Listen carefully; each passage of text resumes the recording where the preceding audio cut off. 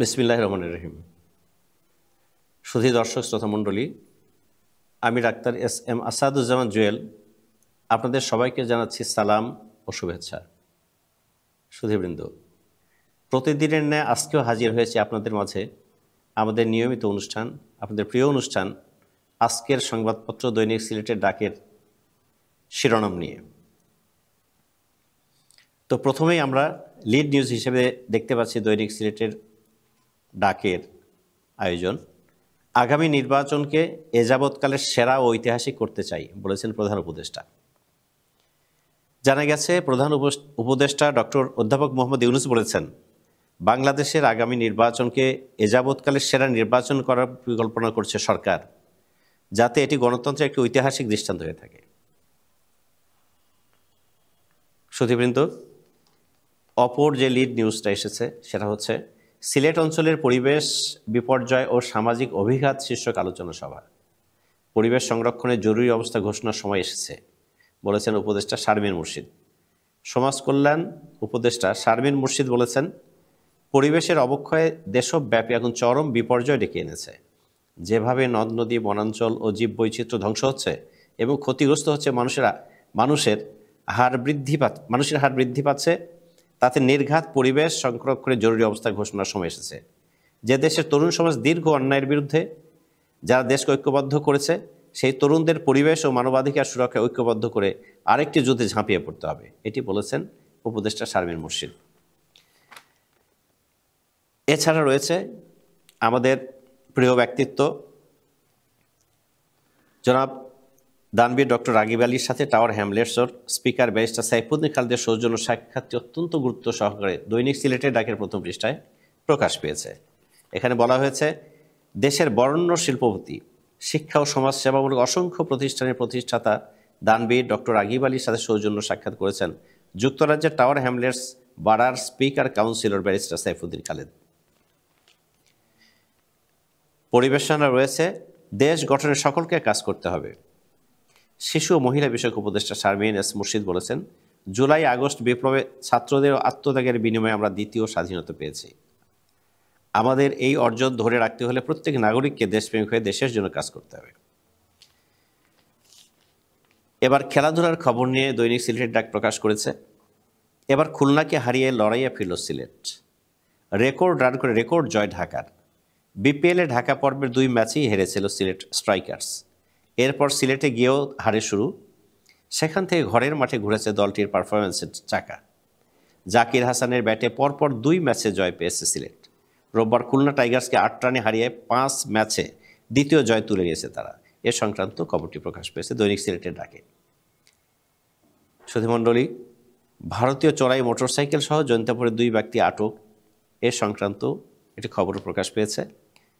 এছাড়া রয়েছে ওসমানী জাদুঘরে বঙ্গবীর ওসমানীর ব্যবহৃত দুর্লভ জিনিসপত্র হস্তান্তর। মুক্তিযুদ্ধের সর্বাধিনায়ক বঙ্গবীর জেনারেল আতাউল গনি ওসমানীর ব্যবহৃত দুর্লভ জিনিসপত্র সিলেট ওসমানী জাদুঘরে হস্তান্তর করেছেন ওসমানীর নিকটাত্মীয় যুক্তরাজ্য প্রবাসী কমিউনিটি নেতা ইকবাল হোসেন চৌধুরী। এ নিয়ে একটি সংবাদ প্রকাশ পেয়েছে দৈনিক সিলেটের ডাকে। আরও রয়েছে আলহামরায় সর্বস্তরের ব্যবসায়ীদের মত বিনিময় সভা, চুরি যাওয়া স্বর্ণ উদ্ধার ও জড়িতদের দ্রুত গ্রেপ্তার দাবি। সিলেট নগরীর জিন্দাবাজারস্থ আলহাম শপিং সিটির নুরানি জুয়েলার্সের দোকানে দুঃসাহসিক চুরির ঘটনায় প্রতিবাদ, চুরি যাওয়া স্বর্ণ উদ্ধার ও ঘটনায় জড়িতদের দ্রুত গ্রেপ্তার করে আইনের আওতায় নিয়ে আসার বিষয় নিয়ে নগরীর সর্বস্তরের ব্যবসায়ীদের এক মত বিনিময় সভা গতকাল বিকেল 3টায় মার্কেটের একটি হলরুমে অনুষ্ঠিত হয়। এ সংক্রান্ত একটি সংবাদ পরিবেশন করা হয়েছে দৈনিক সিলেটের ডাকের প্রথম পৃষ্ঠায়। আরও রয়েছে, ভ্যাট বৃদ্ধি ও টিসিবির 43 লাখ কার্ড বাতিলের সিদ্ধান্ত প্রত্যাহার করুন। বাসদ অর্থাৎ টিসিবি ট্রাক সেল বন্ধ, 43 লাখ পরিবারের কার্ড বাতিল এবং শতাধিক পণ্যের ভ্যাট ও শুল্ক বৃদ্ধির প্রতিবাদে বাংলাদেশের সমাজতান্ত্রিক দল বাসদ সিলেট জেলা শাখার উদ্যোগে মানববন্ধন ও বিক্ষোভ সমাবেশ অনুষ্ঠিত হয়েছে। এ সংক্রান্ত একটি নিউজ প্রকাশ পেয়েছে দৈনিক সিলেটের ডাকে। এছাড়া রয়েছে, সিলেটে 6 মাস ধরে নতুন বাসা বাড়ির অনুমতি বন্ধ, ভোগান্তি। সিসিকের সিইওর সাথে সারেগের সাক্ষাৎ।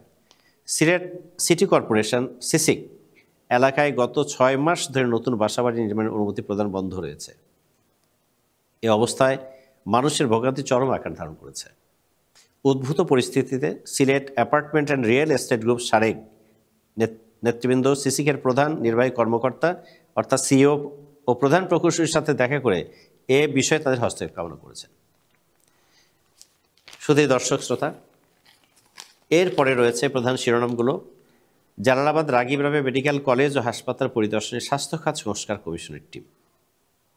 বলা হয়েছে স্বাস্থ্য খাত সংস্কার কমিশন 5 সদস্য বিশিষ্ট পরিদর্শক টিম জালালাবাদ রাগিব রাবে মেডিকেল কলেজ ও হাসপাতাল পরিদর্শন করেছেন। গতকাল রোববার সন্ধ্যায় 6টায় নেতৃবৃন্দ কলেজ ও হাসপাতাল পরিদর্শন করেন। পরিদর্শক দলের সদস্যের মধ্যে ছিলেন অধ্যাপক ডাক্তার সাহেব আক্তার, অধ্যাপক ডাক্তার মোহাম্মদ মোজাহেরুল হক, ডাক্তার আজহারুল ইসলাম খান, ডাক্তার আহমদ এহসানুর রহমান এবং উমাইর আফিফ।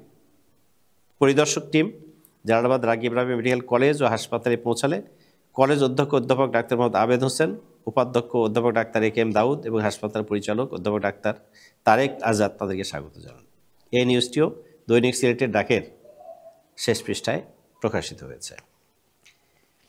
আজকে প্রকাশ পেয়েছে নর্থ ইস্ট মেডিকেল রক্তদাতা সংগঠন জীবনর শীতবস্ত্র বিতরণ শীর্ষক একটি সংবাদ। এতে বলা হয়েছে নর্থ ইস্ট মেডিকেল কলেজ হাসপাতালের রক্তদাতা সংগঠন জীবন এর উদ্যোগে সিলেটের গোলাপগঞ্জে 3 শতাধিক শীতার্ত মানুষের মধ্যে শীতবস্ত্র বিতরণ করা হয়েছে।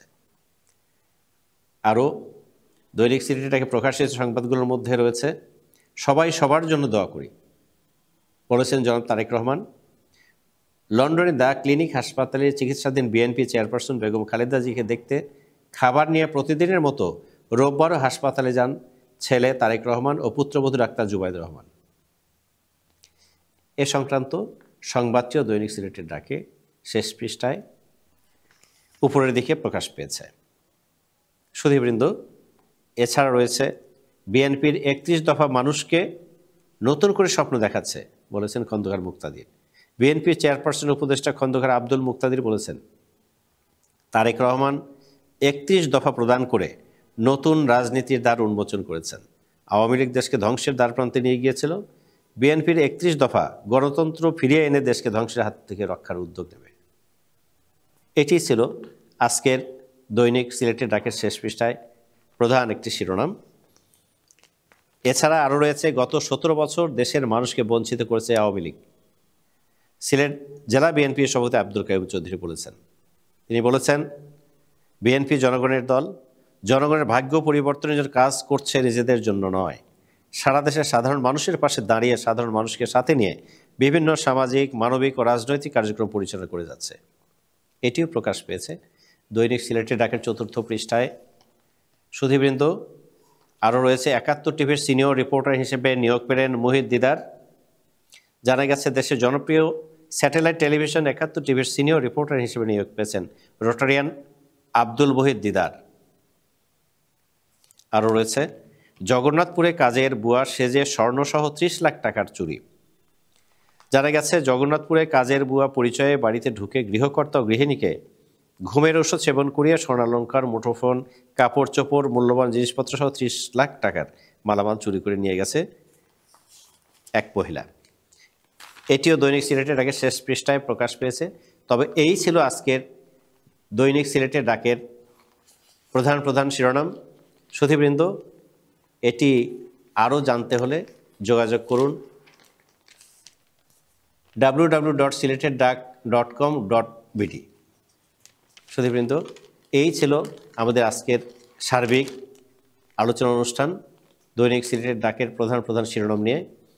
তো যাওয়ার মুহূর্তে আপনাদের আবারও শুভেচ্ছা জানাচ্ছি, সালাম জানাচ্ছি এবং আপনারা ভালো থাকুন, সুস্থ থাকুন এই কামনা করছি। আল্লাহ হাফেজ।